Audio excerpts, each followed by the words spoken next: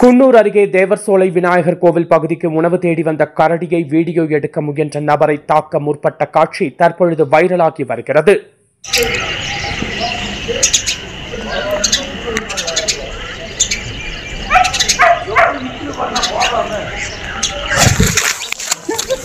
இது குறித்து வனத்துறையினர் தெரிவிக்கையில், வனப்பகுதியை விட்டு வெளியேறும் வனவிலங்குகள் மற்றொரு வனப்பகுதிக்கு கடந்து செல்வதால் சில சமயங்களில் குடியிருப்பு பகுதிகளில் தென்படுகிறது.